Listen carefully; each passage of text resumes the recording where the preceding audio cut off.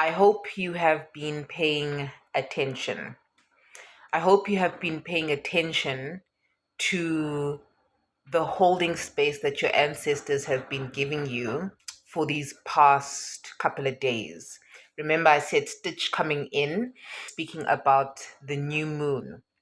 Over the next 2 weeks of this full moon sort of flow, what is guided, if you want to take, is don't do anything new. This is maintenance. What happened on the 18th of January 2026 was a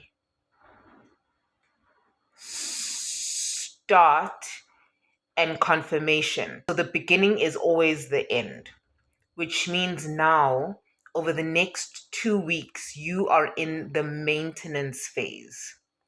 So specifically, if you have any earth in your sun, moon, or rising, and strongest if you have earth in your moon, okay, and strongest if you have earth in your uh, moon and in your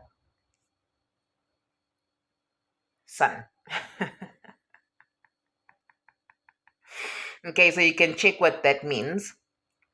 But for those of you right now, stick on your maintenance program. You are going to need so much rest for what's coming up in the next 2 weeks.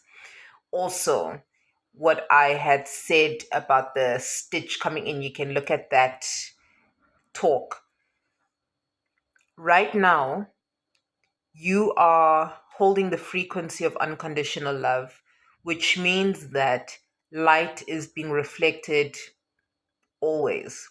So no matter what time of the day, what season you are in, you are holding the frequency of unconditional love, which is the light. And I want you to almost think of yourself as a beam, and everything's almost like going around it.